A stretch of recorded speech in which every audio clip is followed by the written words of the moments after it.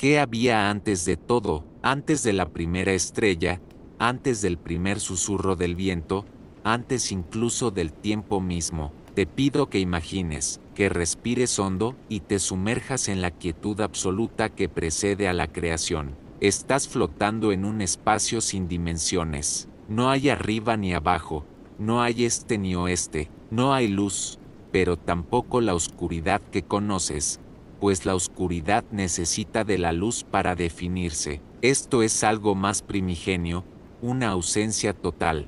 Sientes una calma profunda, una inmensidad que presiona suavemente contra tu conciencia, un silencio tan completo que casi puedes oír el latido de tu propia existencia como la única nota en una sinfonía aún no escrita. A este vasto y silencioso vacío, los antiguos griegos le dieron un nombre: caos. No pienses en el caos como desorden y confusión, esa es una interpretación posterior, un eco distorsionado del verdadero significado. La palabra original, caos, se refiere a una brecha, un abismo, un vacío que bosteza. Es el potencial puro, la matriz de la que todo nacerá. No es un dios, ni una fuerza con intención. Es, simplemente, la condición previa a todo ser. Un lienzo en blanco que no sabe que es un lienzo. Una página esperando la primera palabra. Flotas en su interior, y sientes que en esta nada lo es todo. Cada historia, cada dios, cada montaña y cada mortal duermen aquí como semillas en una tierra que aún no existe, esperando una llamada que todavía no ha sido pronunciada. Los poetas y filósofos griegos debatieron durante siglos sobre su naturaleza. Hesíodo, en su Teogonía, lo colocó como el origen absoluto, la primera verdad del universo. Para él, del caos surgieron las primeras deidades primordiales. No fueron creadas por una voluntad superior, sino que emergieron de la misma forma que un pensamiento emerge del silencio, una consecuencia natural de la existencia misma. Tú, suspendido en esta cuna cósmica, te conviertes en el primer testigo. Sientes que esta pasividad no puede durar para siempre. La potencialidad, por su propia naturaleza, anhela la actualidad. La nada anhela el ser. Y entonces, en el corazón de esta quietud sin fin, algo comienza a cambiar. No es un sonido, pues no hay aire que lo transporte. No es un movimiento, pues no hay espacio por el que desplazarse. Es más bien una condensación, una lenta y majestuosa toma de conciencia. Una parte del propio caos empieza a diferenciarse, a adquirir forma y propósito. Es un despertar tan gradual como el amanecer de un día que durará eones. La primera materia comienza a agruparse. El primer sueño del universo está a punto de dar a luz a su soñador. Sientes la vibración de este nacimiento inminente, el primer pulso en la historia de la existencia. Aquella vibración que sentías en el corazón del caos se intensifica, se concentra en un punto que ahora puedes percibir como un centro. Ya no flotas sin rumbo en el abismo. Sientes una atracción, una suave pero innegable fuerza que te llama, que te ofrece un ancla en la inmensidad.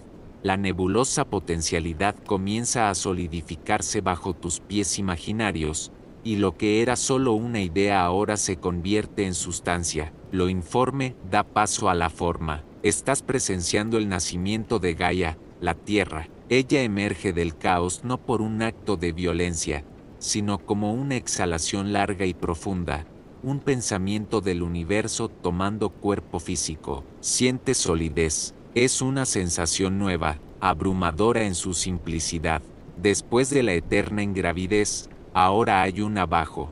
Tienes un lugar donde estar.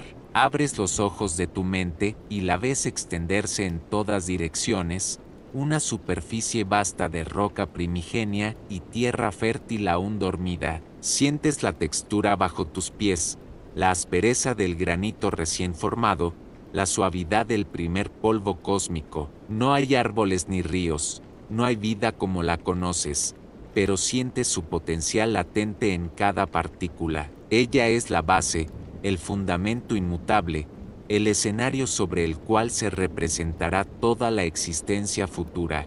Su espalda es la llanura, sus huesos las montañas que comienzan a elevarse en un movimiento tan lento que desafía la percepción. Ella es una conciencia, no es simplemente un planeta, es un ser. Siente su primer aliento, un suspiro colosal que se convierte en la primera brisa que acaricia tu rostro. Es un aire limpio, puro, sin el aroma de las flores o la sal del mar. Es el olor de la piedra y del comienzo. Gaia, a quien los poetas llamarían la de ancho pecho, es la Madre Universal, la proveedora de todo, de su propio ser, sin necesidad de pareja. Ella da a luz a otros seres primordiales. Sientes una profunda agitación bajo tus pies, y comprendes que ha parido al tártaro, un abismo tan profundo dentro de ella que se convierte en la prisión del cosmos. Y entonces, otra fuerza emana de la nada, nacida también del caos. Es Eros, el amor. No lo imagines como el niño alado de mitos posteriores. Este Eros es una fuerza cósmica fundamental, el principio de atracción y deseo que impulsará a la creación a unirse, a mezclarse, a procrear. Es el motor del universo, la razón por la que el cosmos no permanecerá estático. Su presencia es como un calor sutil que lo impregna todo, una promesa de que la soledad del principio no durará. Tú estás ahí, de pie sobre el cuerpo durmiente y a la vez consciente de Gaia, sintiendo la presencia invisible de Eros, sabiendo que la creación ha dado su paso más crucial, ha establecido un hogar. De pie sobre la inmensidad de Gaia, sientes su soledad. Ella es la base de todo, pero sobre ella solo queda el velo infinito del caos sin forma. Miras hacia arriba, hacia esa nada sin nombre, y sientes que la propia tierra anhela un compañero, un igual que pueda reflejar su grandeza y cubrir su desnudez primordial. En un acto de autocompletitud, ella concentra su voluntad, de su propio ser, sin necesidad de semilla ni de unión. Ella da a luz a Urano, el cielo estrellado. Lo ves formarse sobre ti, no como un hombre, sino como la propia bóveda celeste.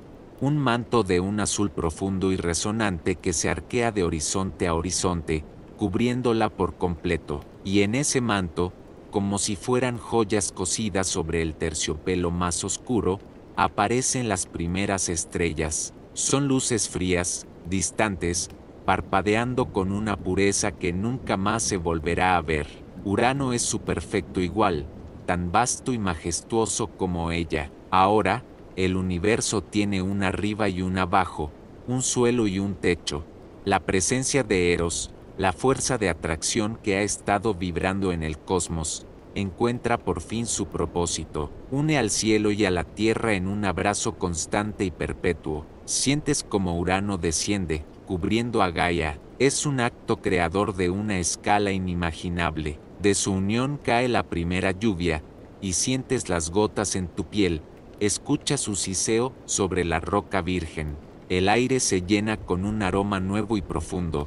El olor de la tierra mojada, el perfume de la primera fertilización del mundo. Esta unión es prolífica, de ella nacen las primeras generaciones de seres divinos. Primero, los 12 titanes, 6 hombres y 6 mujeres, dioses de una magnificencia terrible, cuyos nombres resonarán a través de las edades: Océano, Rea, Cronos. Son poderosos y hermosos en su forma primigenia, pero después, Gaia da a luz a criaturas que perturban la perfección de Urano. Nacen los cíclopes, gigantes de una fuerza descomunal con un solo ojo circular en medio de la frente, un orbe que parece ver la esencia misma de la creación. Y por último, los más temibles de todos, los hecatónquiros, seres monstruosos con 100 manos incansables y 50 cabezas que murmuran en disonancia. Urano mira a estos últimos hijos, no con amor paterno, sino con repugnancia y miedo. Ve en su fuerza caótica una amenaza a su dominio, una afrenta a su belleza estrellada.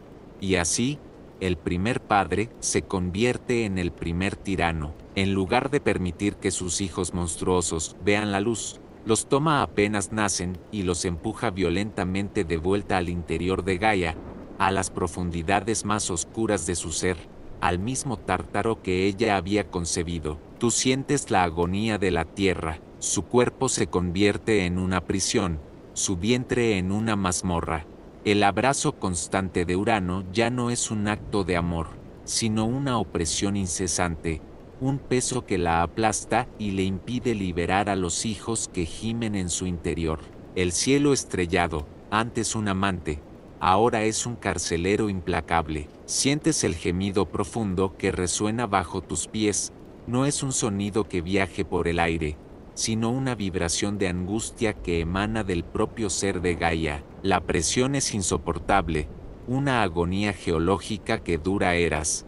Su amor maternal, ahora pervertido en sufrimiento, se convierte en una fuerza activa. La desesperación es la madre de la invención, y en las profundidades de su ser, la Tierra concibe un plan tan terrible como necesario. Ella, la fuente de toda vida, trama el primer acto de violencia del universo. De sus entrañas, extrae una nueva sustancia, un metal gris, pálido y frío al tacto. No es hierro ni bronce, es adamantio, una materia indestructible forjada con su dolor y su voluntad.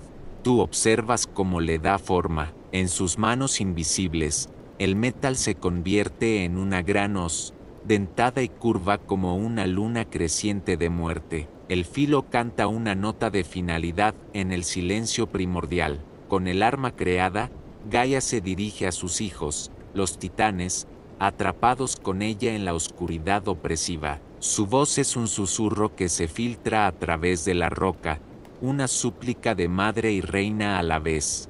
Les habla de la lujuria y la tiranía de su padre, del dolor que todos soportan, y les presenta la hoz, la herramienta de su liberación. Pero el miedo los paraliza, el terror a Urano, el cielo todopoderoso, es más fuerte que su sufrimiento. Todos guardan silencio, todos, excepto uno, Cronos, el más joven de los titanes, da un paso al frente en la oscuridad. Tú sientes en él una corriente de ambición fría, un resentimiento que ha estado gestándose durante eones en el vientre de su madre. No es solo el amor filial lo que lo mueve, sino también el odio hacia el padre que lo ha negado y el anhelo del poder que éste ostenta. Él toma la hoz de adamantio de las manos de su madre, su peso se siente natural, como si hubiera nacido para empuñarla. Gaia le explica el plan, la emboscada que pondrá fin a su tormento. Te escondes en las sombras de una grieta de la tierra, un observador silencioso del primer complot. Esperas, como cada noche cósmica, Urano desciende, anhelando a Gaia, ciego al odio que hierve bajo la superficie que tanto ama. La bóveda estrellada baja para cubrir la tierra, y la lluvia fecundante comienza a caer. Es el momento, justo cuando el cielo se une por completo a la tierra, Cronos actúa. Con un movimiento rápido y certero, blande la hoz. Ves un destello de metal pálido en la penumbra. No hay una batalla, solo un acto súbito y brutal. Un grito que no pertenece a este mundo rasga el tejido del silencio primordial, un sonido de agonía y conmoción que sacude los cimientos de la creación. Con un solo golpe, Cronos ha castrado a su padre. El cielo y la tierra se separan para siempre. El cielo y la tierra, separados por un acto de violencia inaudita, ahora ocupan sus reinos definitivos. Urano se retira a las alturas, un padre herido cuya presencia ya no es un peso, sino una lejanía inalcanzable. Pero su esencia no se ha ido del todo. Tú ves las gotas oscuras de su sangre caer desde los cielos y aterrizar sobre el cuerpo fértil de Gaia, y donde cada gota toca la tierra, una nueva forma de vida brota, nacida de la agonía y la traición. De la sangre nacen las erinias, las furias, diosas de la venganza con serpientes en el cabello, destinadas a perseguir a aquellos que derraman sangre familiar. Nacen los gigantes, seres de una fuerza descomunal y aspecto salvaje, que duermen en la tierra esperando su momento para desafiar a los cielos. y de las partes amputadas que Cronos ha arrojado tras de sí, cae al mar una espuma blanca y burbujeante. De esa espuma, cerca de la isla de Chipre, emerge una figura de una belleza tan perfecta que el propio cosmos parece contener la respiración. Es Afrodita, la diosa del amor y la belleza, una paradoja nacida de la violencia más cruda. Con Urano desterrado al olvido, Cronos asciende al trono, se convierte en el nuevo rey del universo. Comienza una nueva era, una que los poetas recordarán como la Edad de Oro. Tú caminas por el mundo bajo su reinado y sientes una paz que nunca antes ha existido. No hay estaciones inclementes, solo una primavera eterna. El aire es suave y siempre lleva consigo el aroma del néctar. La tierra ofrece sus frutos sin necesidad de arado ni de siembra. Los ríos fluyen con leche y miel, y de las encinas gotea la dulce ambrosía. La humanidad, creada en esta época, vive como los propios dioses. No conocen el trabajo, ni la enfermedad, ni la tristeza de la vejez. Sus vidas son largas y pacíficas, y cuando la muerte llega, es tan suave como un sueño del que simplemente no se despierta. Todo parece perfecto, un paraíso gobernado por un rey titán. Pero tú, que observas más allá de la superficie idílica, sientes una corriente subterránea de inquietud.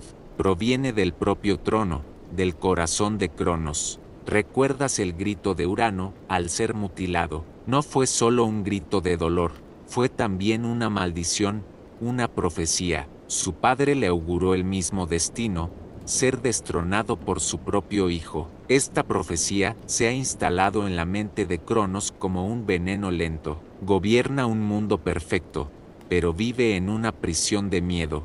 Cada risa de un mortal, cada nueva vida que brota en la tierra, le recuerda la promesa de su caída. Su poder es absoluto, pero su paz es inexistente. Los historiadores antiguos a menudo describían esta era con nostalgia, pero algunos filósofos se preguntaban si una paz impuesta por el miedo es verdaderamente paz. La Edad de Oro es una jaula dorada, no solo para sus súbditos, sino principalmente para su rey. El universo está en calma, pero la mente de su gobernante es un mar embravecido.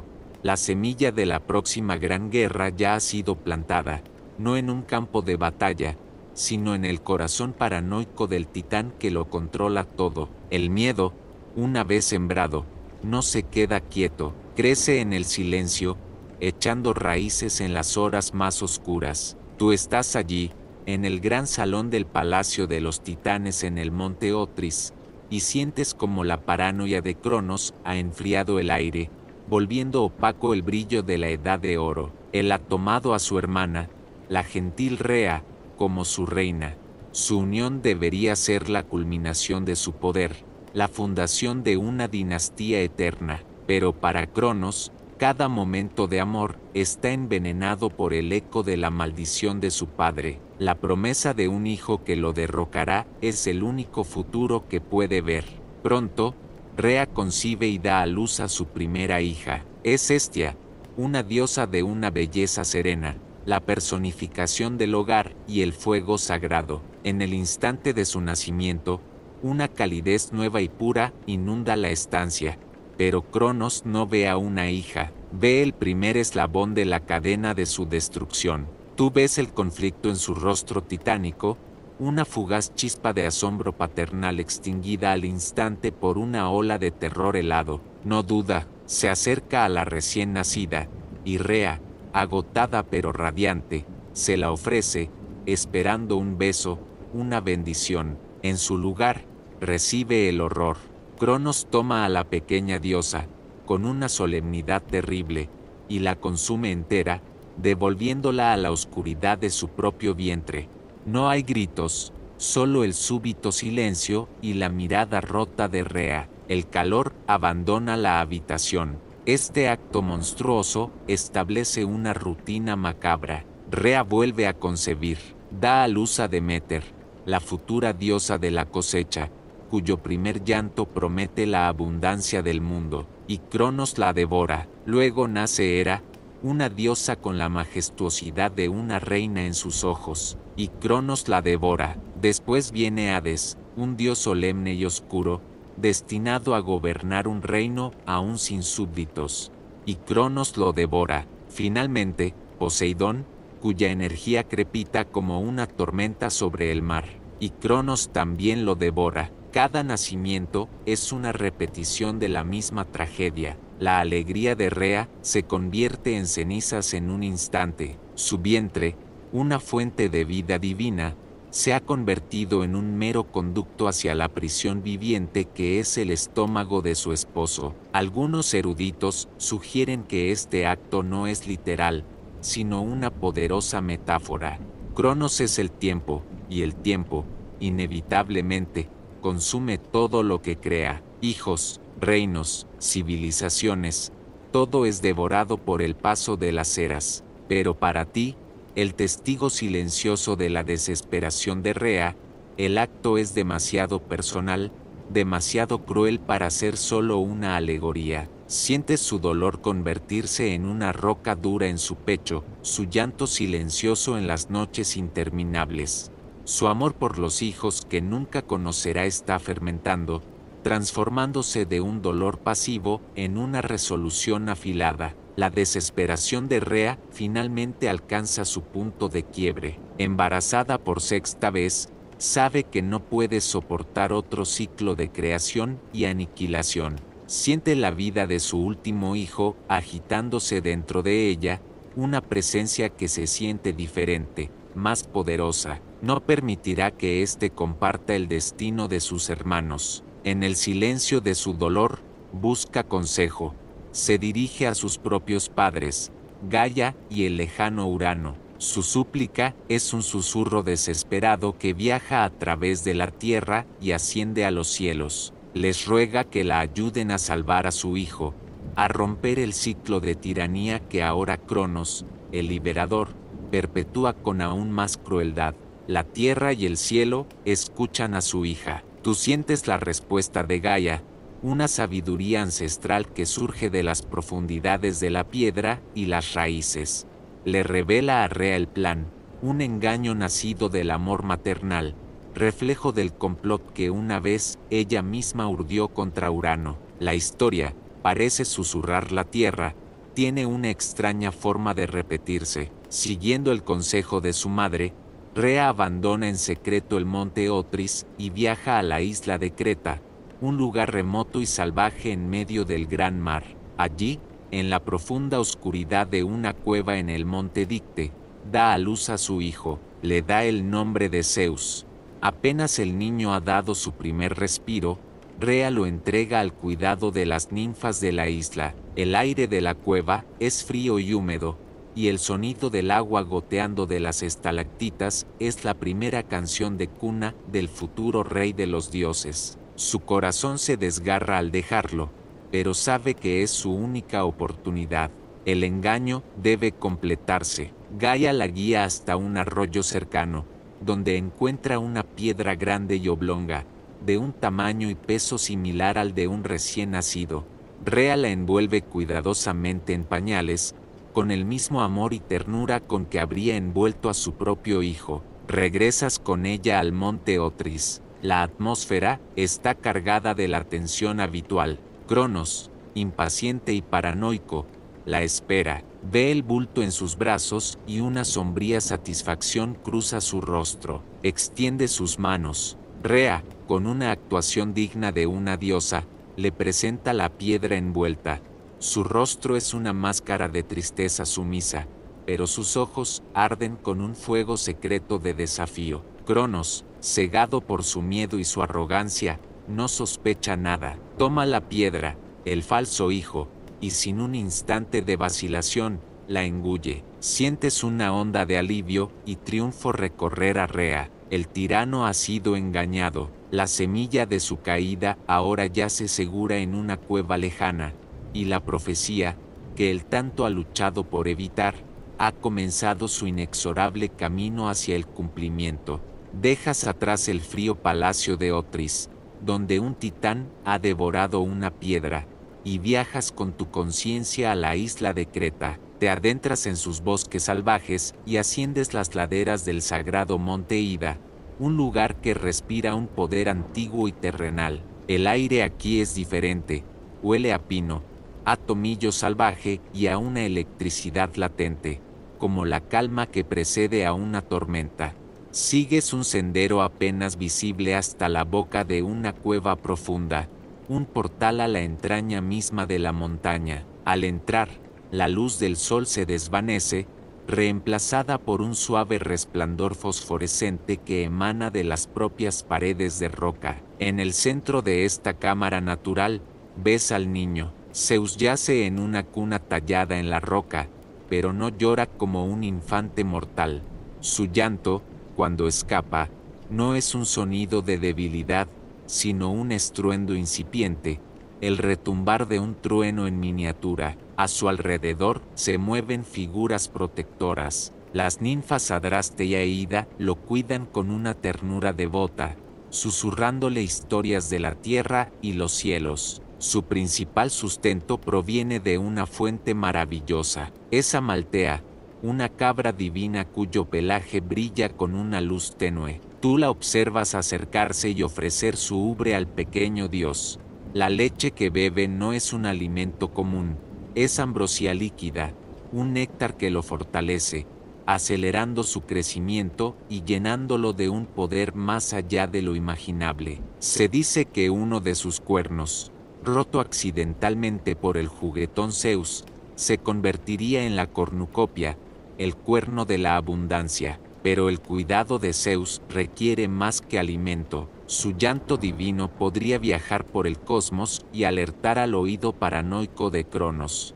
Para evitarlo, Gaia ha convocado a los curetes, sus sacerdotes guerreros. Los ves apostados a la entrada de la cueva, vestidos con armaduras de bronce que brillan en la penumbra. A la primera señal del llanto del niño, comienzan su danza ritual. Es una danza de guerra, un torbellino de movimiento y sonido. Chocan sus lanzas contra sus escudos, creando un estruendo metálico ensordecedor que reverbera por toda la montaña.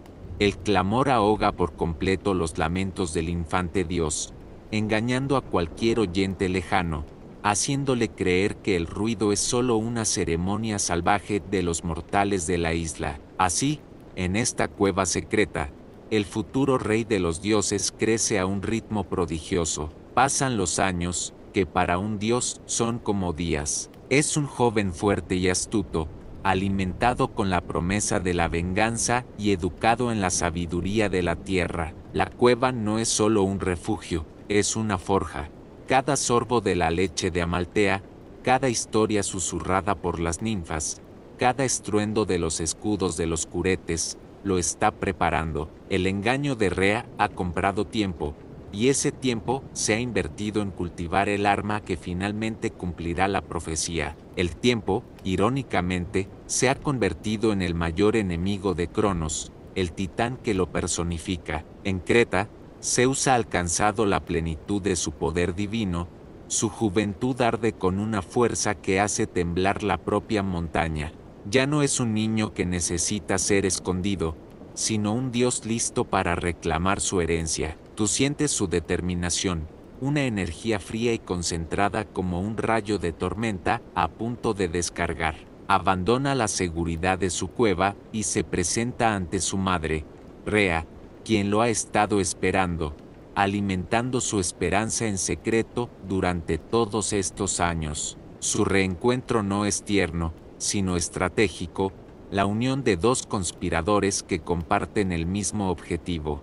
Rea, con la ayuda de Metis, la titánide de la prudencia y la sabiduría, elabora el plan final. Metis prepara una poción especial, una mezcla de mostaza y sal disuelta en néctar, un emético lo suficientemente poderoso como para hacer que incluso el rey de los titanes regurgite su contenido. El desafío es cómo administrarlo. Zeus, disfrazado, se presenta en la corte de Otris. Algunas versiones del mito dicen que se convierte en el copero personal de Cronos, sirviendo a su propio padre y verdugo con una calma escalofriante. Tú observas la escena, la tensión es casi palpable. El joven dios le sirve la copa a su padre, su rostro una máscara de servilismo. Cronos, ignorante del nido de víboras que ha criado, bebe la poción, engañado por su dulce sabor a néctar. El efecto es inmediato y violento.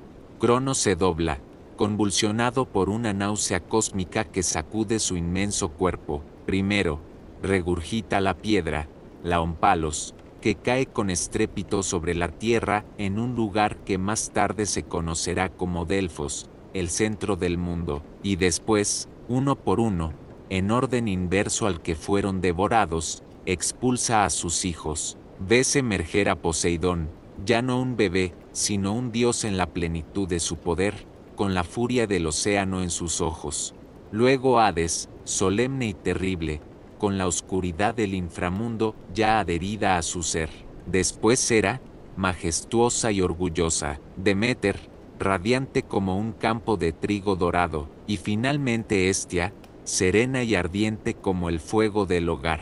Están intactos, ilesos, habiendo crecido hasta la madurez dentro de la prisión viviente de su padre. Se ponen de pie, confundidos por un momento, antes de ver a Zeus, su hermano menor y salvador, de pie frente a ellos. No hay palabras, solo un entendimiento instantáneo, un vínculo forjado en la oscuridad y sellado en el momento de su liberación. La primera alianza de los dioses olímpicos se forma en ese instante. Los 6 hermanos y hermanas se enfrentan a su padre, Cronos, quien ahora los mira no con miedo, sino con una furia impotente. La profecía ha vuelto a casa, la guerra por el control del universo es inevitable, y las primeras líneas de batalla acaban de ser trazadas en el suelo de mármol del Palacio de los Titanes. Te encuentras junto a Zeus y sus hermanos liberados, en un mundo que tiembla ante la inminente confrontación. A pesar de su poder combinado, la tarea que tienen por delante es monumental. Cronos no está solo. La mayoría de los titanes, sus tíos y tías, seres de una fuerza y antigüedad aterradoras, se han puesto de su lado, leales al orden establecido. Los 6 olímpicos son una facción rebelde, una chispa de insurrección contra un imperio cósmico. Zeus, con la sabiduría heredada de Metis y la guía susurrada de su abuela Gaia, sabe que la fuerza bruta no será suficiente. Necesitan aliados, y los mejores aliados son aquellos que comparten su mismo resentimiento, aquellos que también han sufrido bajo la tiranía de los titanes. Una vez más, es Gaia quien les muestra el camino, les habla de sus otros hijos, los que Urano encarceló y Cronos se negó a liberar, los cíclopes y los hecatónquiros, que siguen languideciendo en las profundidades del Tártaro. Tú sigues a Zeus en un descenso que hiela el alma. No es un viaje a través de la tierra, sino una caída a través de las capas de la existencia misma, hacia el abismo que yace bajo el inframundo, un pozo sin fondo en el alma del universo. El aire se vuelve espeso y frío, cargado con el olor a metal frío y a tiempo estancado. El silencio aquí es opresivo, un peso que aplasta cualquier sonido y cualquier esperanza. En la penumbra eterna, los encuentras, los cíclopes, brontes, estéropes y arges, gigantes de un solo ojo encadenados a las paredes de la prisión cósmica. Su único ojo, normalmente brillante con el fuego de la forja, está apagado por eones de desesperación. Cerca de ellos, los hecatónquiros, Coto, Briareo y Giges, una masa de miembros y cabezas, una fuerza primordial contenida por cadenas de adamantio. Zeus no duda, con un gesto de su poder naciente, rompe las ataduras que ni los titanes pudieron deshacer.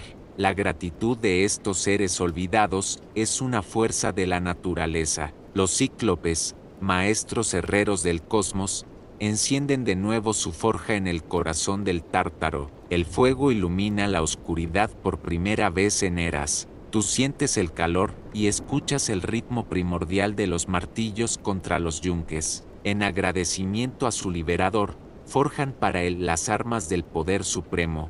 Para Zeus, crean el rayo, un arma que contiene la furia de la tormenta, la luz misma convertida en un proyectil. Para Poseidón, forjan el tridente, capaz de sacudir la tierra y comandar los mares. Y para Hades, crean el yelmo de la oscuridad, un casco que concede la invisibilidad a su portador, permitiéndole moverse sin ser visto, como la propia muerte. Los poetas describen la escena con un pavor reverencial, el nacimiento de las herramientas que definirán el nuevo orden.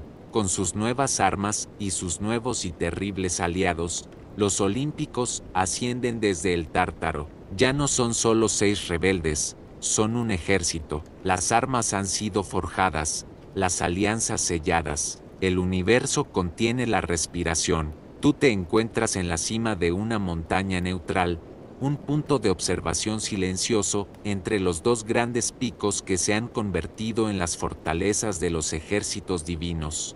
Al norte, el monte Olimpo, envuelto en nubes de tormenta, es el bastión de Zeus y sus hermanos. Al sur, el monte Otris, más antiguo y sombrío, es la ciudadela de Cronos y los titanes. El valle que se extiende entre ellos, la llanura de Tesalia, será el escenario de una guerra que no se medirá en vidas perdidas, sino en la redefinición de la propia realidad. El primer golpe no es el choque de ejércitos, es la furia de los elementos desatada.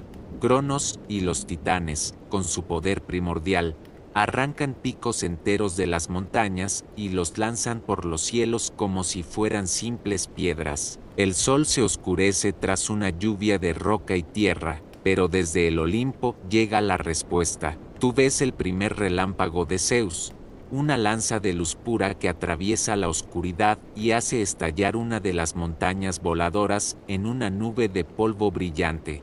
El sonido llega segundos después, un estruendo que no solo escuchas con tus oídos, sino que sientes en tus huesos, en el propio tejido de tu ser. Poseidón golpea el suelo con su tridente, y la tierra se abre en fisuras humeantes, tragándose a los titanes menores. Así comienza una guerra que dura 10 largos años. El tiempo pierde su significado en este conflicto eterno. Cada día es una sinfonía de destrucción, cada noche un respiro tenso iluminado por los fuegos que consumen los bosques.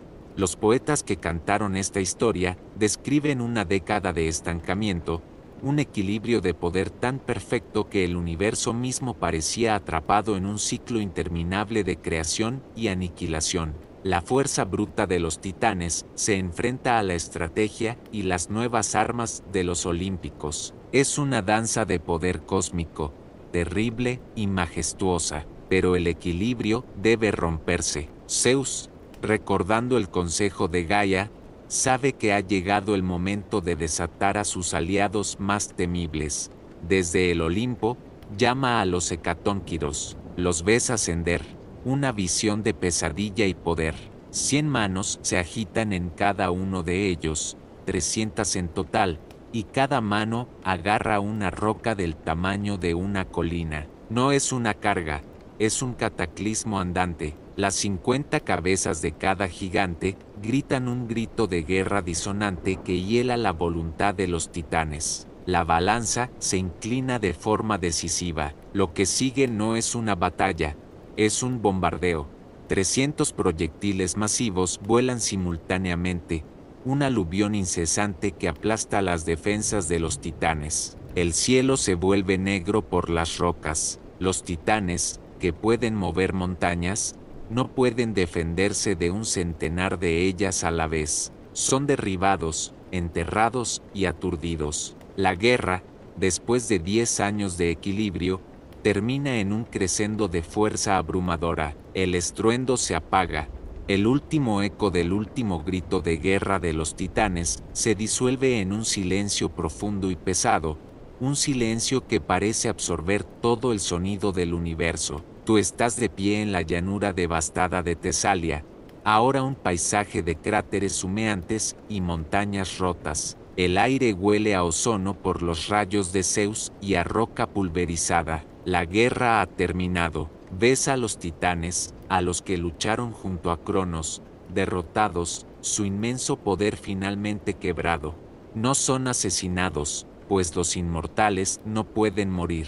En cambio, son atados con cadenas forjadas por los cíclopes y arrojados al abismo del Tártaro, la misma prisión de la que los olímpicos liberaron a sus aliados. Y en una ironía poética y terrible, los hecatónquires, los prisioneros de antaño, se convierten en sus carceleros eternos, asegurando que el viejo orden nunca más se levante. La victoria plantea una pregunta tan peligrosa como la propia guerra: ¿quién gobernará ahora? Tres hermanos, Zeus, Poseidón y Hades, se alzan como los principales vencedores. Son iguales en linaje, hijos del mismo titán derrocado. Si compitieran por el poder supremo, podrían iniciar una nueva guerra, una guerra fratricida que desgarraría el cosmos recién pacificado. No repetirán la historia de su padre. En un acto de sabiduría que definirá su reinado, deciden repartir el universo no por la fuerza, sino por el azar. Es un momento de una solemnidad increíble.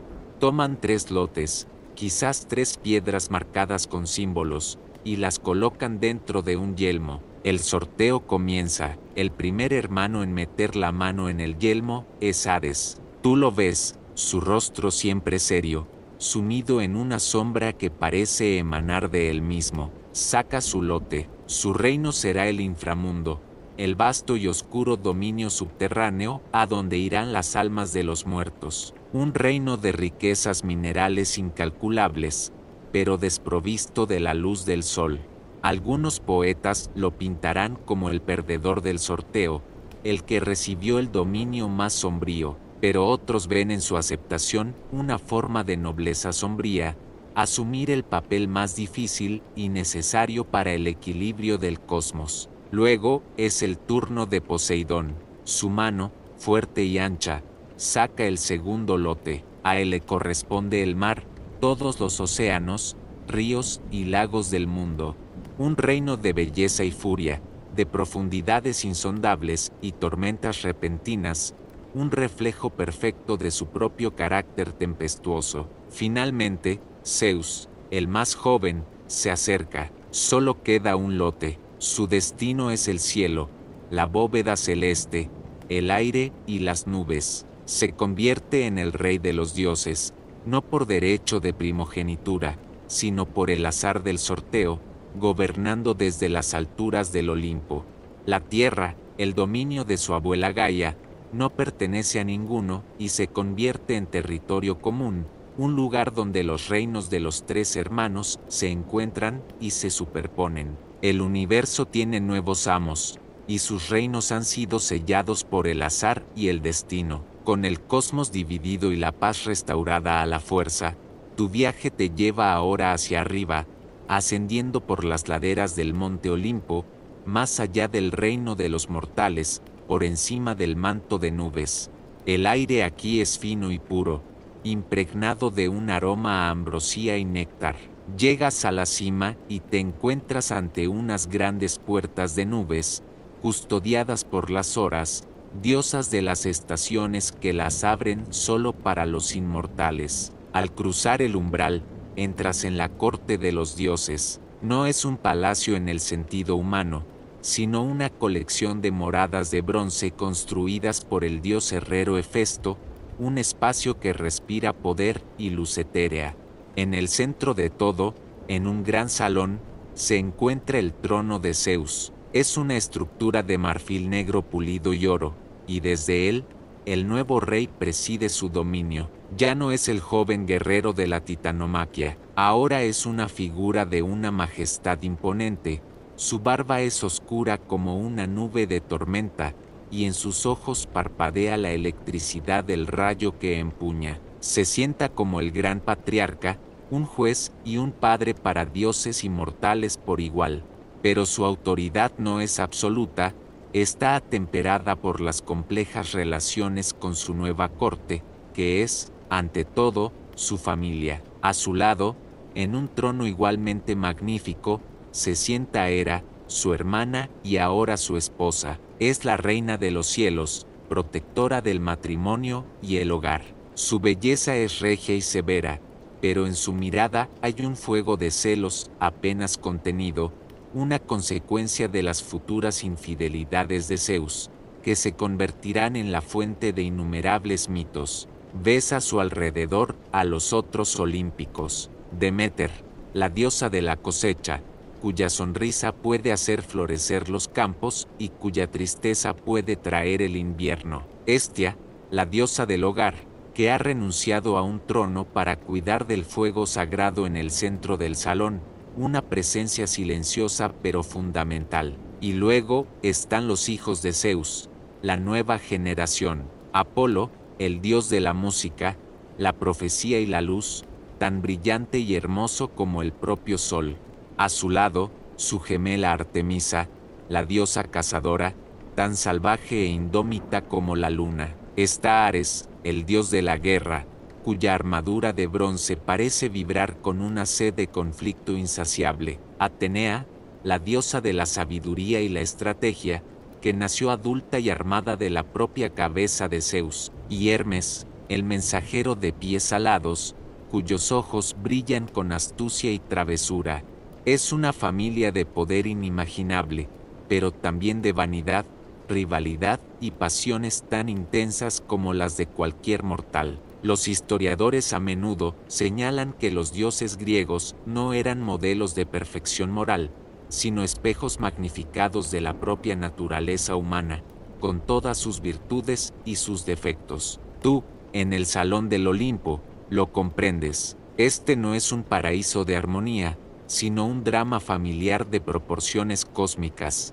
Dejas el resplandor del Olimpo y desciendes de nuevo al territorio común, a la tierra. Pero el mundo que encuentras bajo el nuevo reinado de los dioses es muy diferente al paraíso perdido de la Edad de Oro. La humanidad, la creación más frágil del cosmos, vive una existencia precaria. Tú caminas entre ellos, sientes el frío húmedo que se aferra a su piel desprotegida.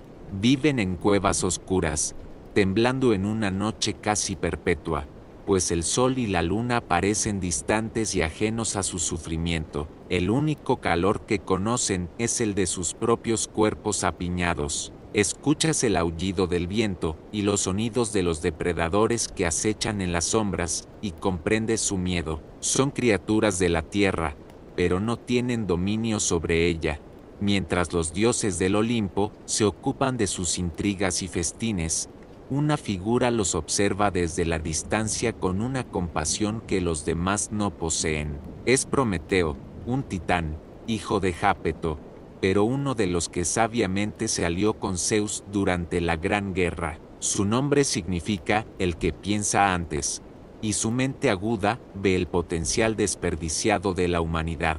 Siente una afinidad por estas criaturas efímeras, y la orden de Zeus de mantenerlas ignorantes y débiles le parece una crueldad innecesaria. En su visión, la humanidad no es una mascota, sino un proyecto inacabado, y sabe exactamente lo que necesitan para dar el siguiente paso, un elemento que los dioses guardan celosamente para sí mismos, el fuego. Con una resolución silenciosa, Prometeo asciende de nuevo al Olimpo. No va al salón del trono, sino a la fragua de Hefesto, el corazón ardiente de la montaña divina. Tú lo sigues, oculto en las sombras. El calor es intenso, y el aire vibra con el ritmo constante del martillo del dios herrero sobre el yunque. Chispas doradas vuelan por todas partes, cada una un sol en miniatura. Prometeo espera su momento. Porta un tallo hueco de hinojo gigante, una planta seca por fuera pero con una médula que arde lentamente, como la mecha de una vela. Cuando Hefesto se distrae, Prometeo se acerca al fuego eterno, introduce el tallo en el corazón de las llamas y captura una sola brasa, una semilla de luz y calor. El descenso es un acto de sigilo y urgencia. Protege el tallo humeante del viento, su corazón latiendo con la emoción del desafío. Regresa a las cuevas oscuras de los mortales. Los ves acurrucados, sus ojos grandes y temerosos en la penumbra. Prometeo se arrodilla, rompe el tallo y deposita la brasa brillante sobre una pila de hojas y ramas secas. Sopla suavemente, una pequeña llama parpadea, crece, y por primera vez, la humanidad contempla el fuego, siente su asombro, su miedo inicial que se transforma en fascinación. Se acercan, sienten el calor en sus rostros, ven como las sombras que los aterrorizaban retroceden. Este don no es solo calor, es luz, es seguridad, es la capacidad de cocinar, de forjar metales, de construir una civilización. Prometeo les ha dado la chispa de la divinidad, pero tú, sabiendo la naturaleza de Zeus, sientes un escalofrío. Este regalo, este acto de compasión, será visto como un acto de traición. La luz de la primera hoguera humana asciende hacia el cielo nocturno, una estrella nueva y parpadeante en la superficie de la tierra. En su trono del Olimpo, Zeus la ve. Para él, no es una señal de progreso, sino una mancha de desafío, una afrenta a su autoridad. Su ira no es explosiva e inmediata, como la de un mortal, es fría, inmensa y calculada, como la presión que se acumula en las profundidades de un océano antes de un tsunami. Ha sido desobedecido por un titán, uno que creía de su lado, y la humanidad, su creación imperfecta, ha recibido un poder que no le correspondía. El castigo debe ser ejemplar, una lección tallada en el tejido de la eternidad para que todos, dioses y mortales, la recuerden. Zeus ordena a Hefesto y a sus dos sirvientes, Kratos poder y Vía fuerza, que capturen a Prometeo. Lo encuentran entre los mortales, enseñándoles a mantener viva la llama, y no se resiste. Sabe lo que le espera. Su desafío fue un acto consciente, y acepta las consecuencias.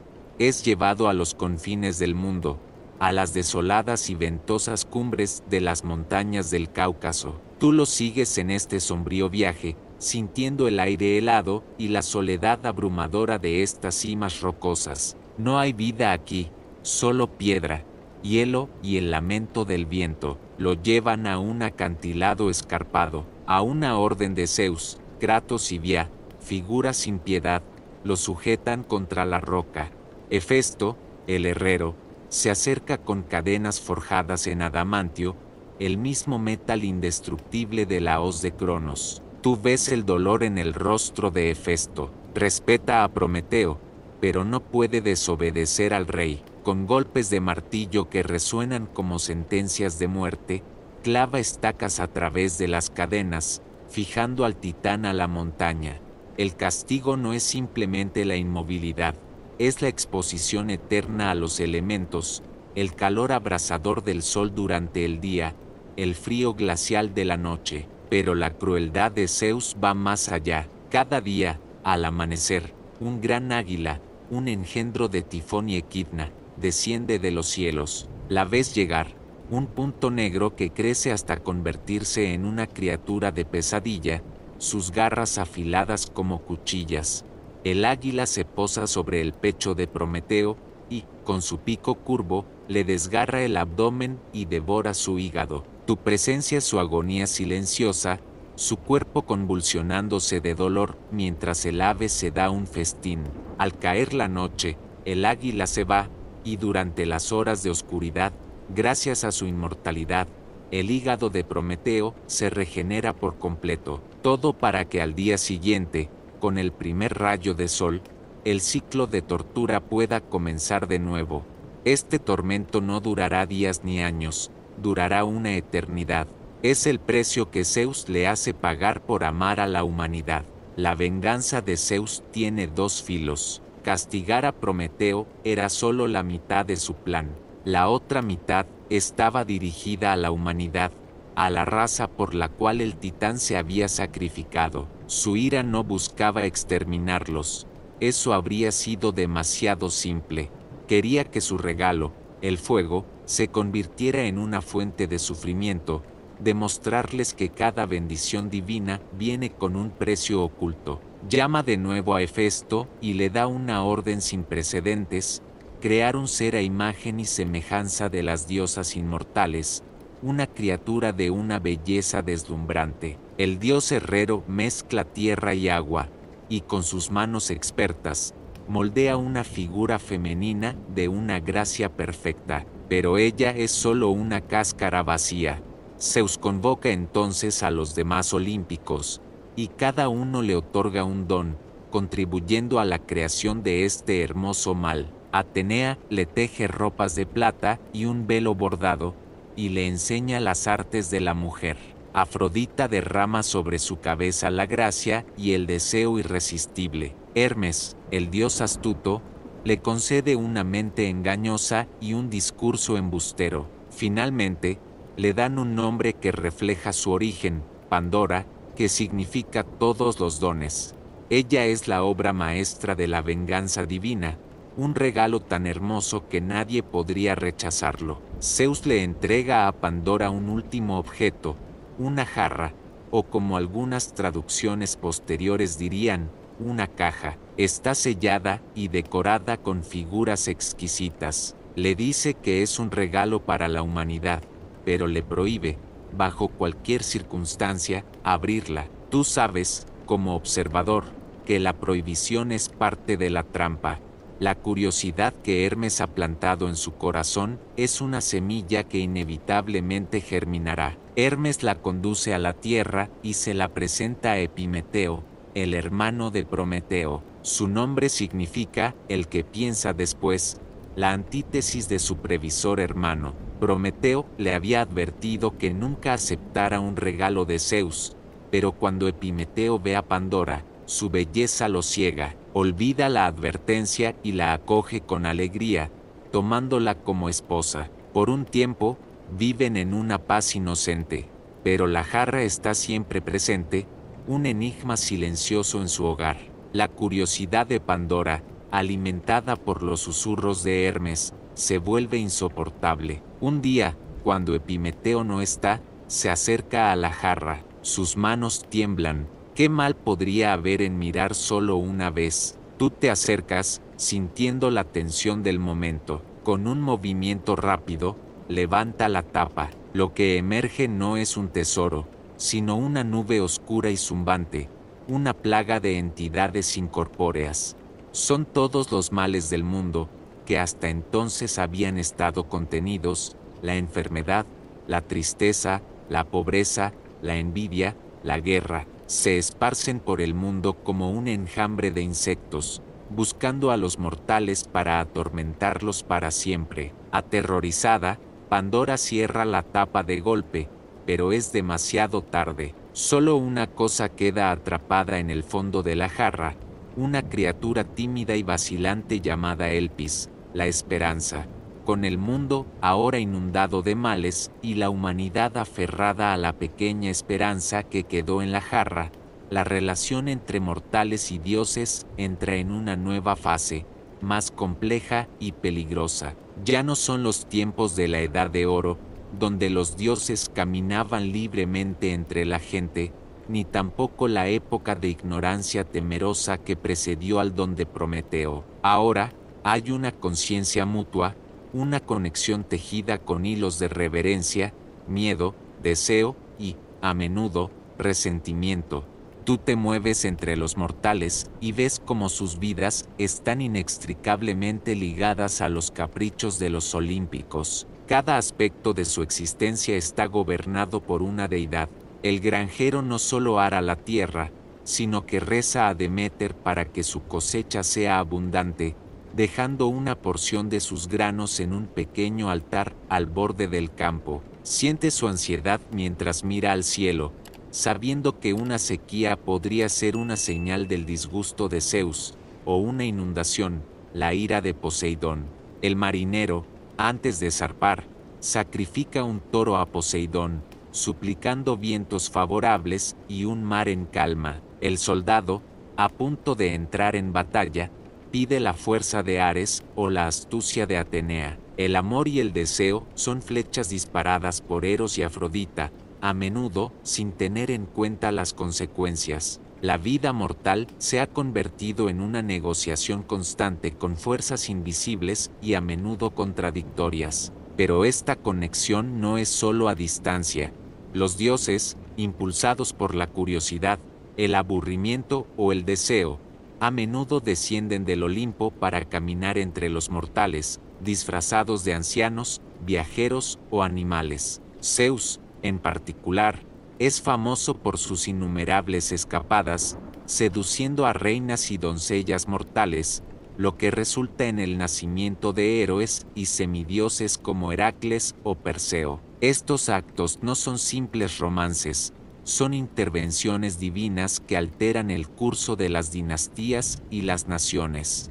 La sangre de los dioses ahora fluye en las venas de algunos mortales, elevándolos por encima de sus semejantes pero también marcándolos para una vida de grandes pruebas y, a menudo, de tragedia. Tú eres testigo de la dualidad de esta interacción. Un favor divino puede traer una gloria inmensa, pero la ira de un dios puede aniquilar a una familia entera por generaciones. La historia de Aracne, la tejedora que se atrevió a desafiar a Atenea y fue convertida en araña, o la de Níobe, que se jactó de sus hijos ante Leto y los vio morir a manos de Apolo y Artemisa, son susurros de advertencia que se cuentan en voz baja. Por la noche, los mortales aprenden una dura lección. La piedad y la humildad son las mejores armaduras contra la atención de los inmortales. El universo ya no es un lugar de simple supervivencia contra la naturaleza, se ha convertido en un gran escenario donde los mortales son actores en un drama escrito y dirigido por los dioses del Olimpo. En tu viaje a través de este cosmos de dioses y mortales, has visto el poder en muchas formas, el poder de la creación, de la tiranía, de la rebelión y de la ley. Has ascendido al Olimpo y has sentido la autoridad de Zeus. Pero ahora, buscas la fuente última de poder, la fuerza que subyace incluso a los dioses, y para encontrarla, debes viajar a un lugar que no está en ningún mapa, una cámara sin tiempo en el corazón de la necesidad. Llegas a un espacio silencioso y tenuemente iluminado. El aire aquí es quieto y pesado, y el único sonido es el suave y rítmico zumbido de una rueca, un sonido tan constante y antiguo como el universo mismo. Ante ti ves a tres figuras, no son reinas ni guerreras, son tres mujeres ancianas, sentadas en tronos de piedra sin adornos. Sus rostros son mapas de eones, sus ojos no parecen verte a ti, sino a través de ti, fijos en la tarea que tienen entre manos. Son las Moiras, las hilanderas del destino. La primera, a la izquierda, es Cloto, la hilandera, de una rueca que parece contener la niebla del propio caos. Extrae la materia prima de la vida y la hila en un hilo fino. Cada giro de su muñeca es un nacimiento, el comienzo de una nueva existencia.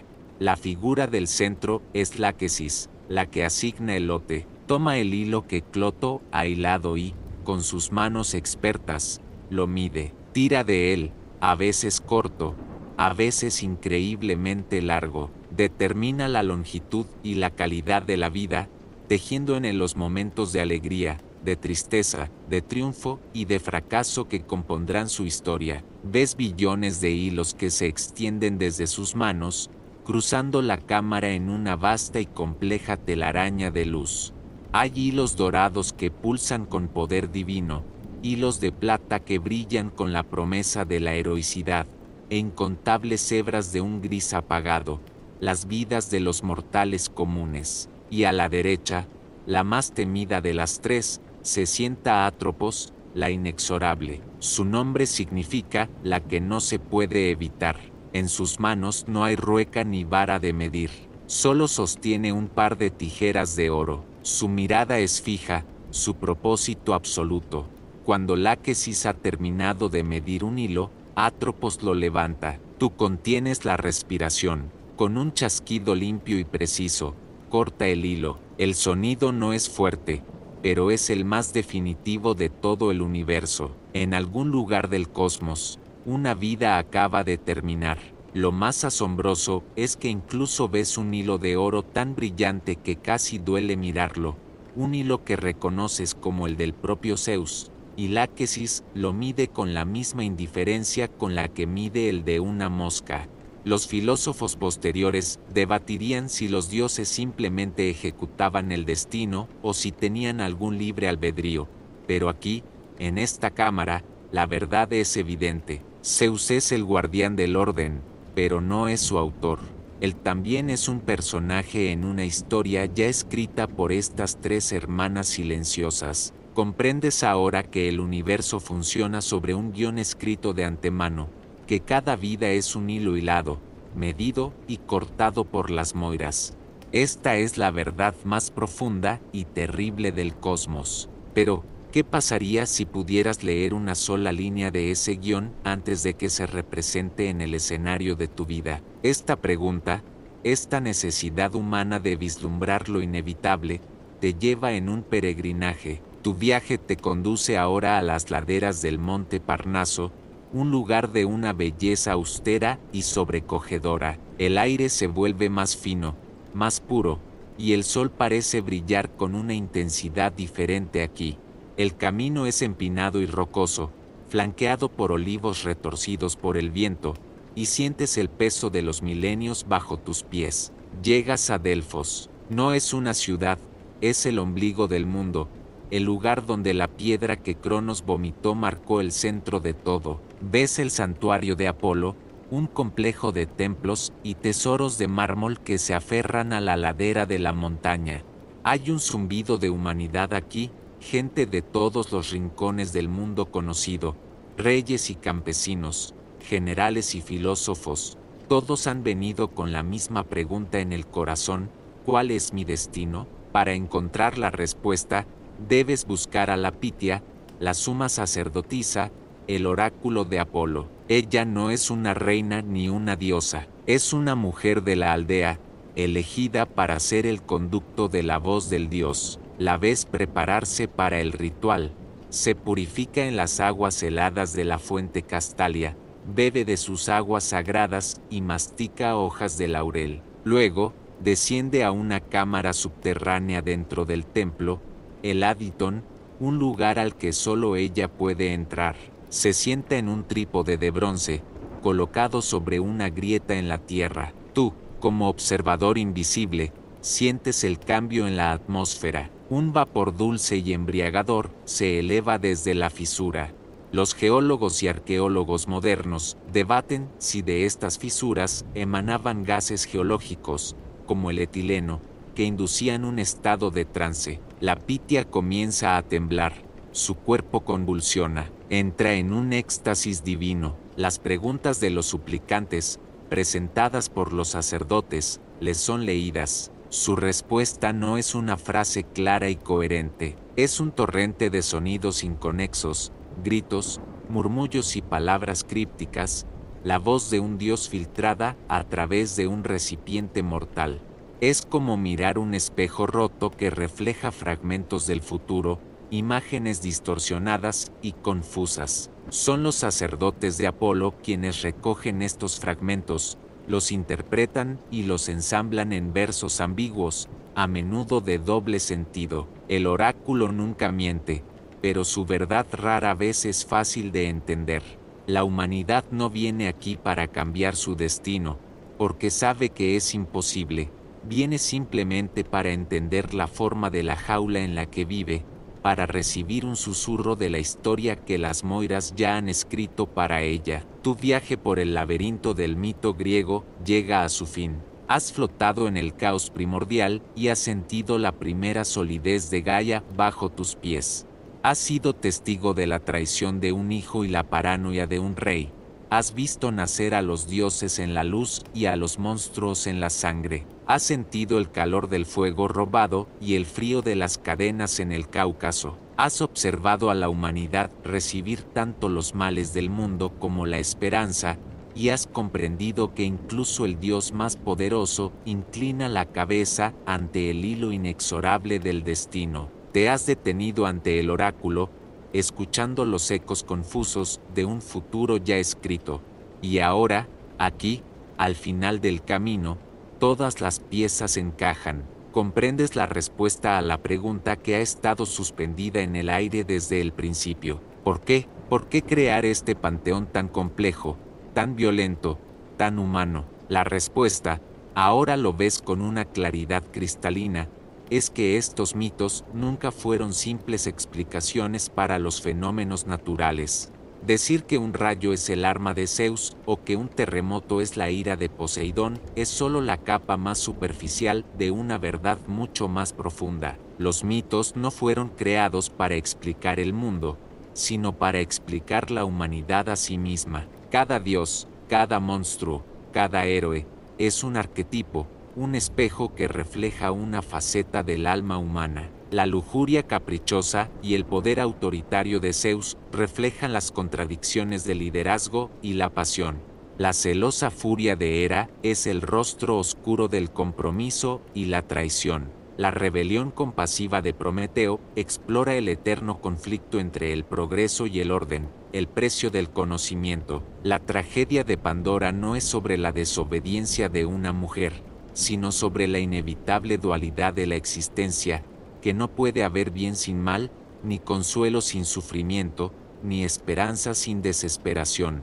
Estas historias proporcionaron a los griegos un lenguaje compartido para hablar de las cosas más difíciles: la ambición, el amor, la muerte, el deber, la ibris, ese orgullo desmedido que siempre precede a la caída. A través de estos cuentos, una civilización entera exploró su propia psicología, sus miedos más profundos y sus aspiraciones más elevadas. No eran lecciones de ciencia, eran lecciones de vida, dramatizadas en una escala cósmica. El legado eterno de estos mitos no reside en los templos en ruinas ni en las estatuas rotas. Su legado es inmaterial. Es el descubrimiento de que la mejor manera de entender el universo es contar una historia sobre nosotros mismos. El eco de estas historias comienza a desvanecerse, regresando al silencio del que una vez emergieron. El trueno de Zeus se convierte en un murmullo lejano. El brillo del tridente de Poseidón se disuelve en el reflejo de la luna sobre el agua, y el lamento silencioso de Prometeo es ahora solo una nota en la gran sinfonía del tiempo. Has viajado a los albores de la existencia y has regresado, llevando contigo no solo el conocimiento de los dioses y titanes, sino una comprensión más profunda de los patrones que aún hoy gobiernan nuestras vidas. Porque estos mitos no han muerto, simplemente han cambiado de forma. Viven en nuestro lenguaje, en nuestro arte, en las estructuras de las historias que nos contamos cada día. Son los arquetipos que habitan en nuestra mente, los ecos de ambición, amor, sacrificio y tragedia que resuenan en cada alma humana. El cosmos que los griegos imaginaron era un espejo, y al mirarlo, nos mostraron un reflejo de nosotros mismos tan preciso y tan eterno que todavía podemos reconocernos en él a través de los milenios. Estas no son solo historias del pasado, son el susurro del tiempo mismo, recordándonos que las preguntas que nos hacemos en la quietud de la noche son las mismas que se hicieron bajo un cielo lleno de dioses y monstruos. El viaje ha terminado, pero el eco permanece. Si escuchar el susurro de los dioses ha encendido tu curiosidad por las voces del pasado, quizás encuentres otras verdades en nuestra lista de reproducción sobre civilizaciones antiguas, donde otros mundos esperan para contarte sus propios secretos. Fin, dulces sueños.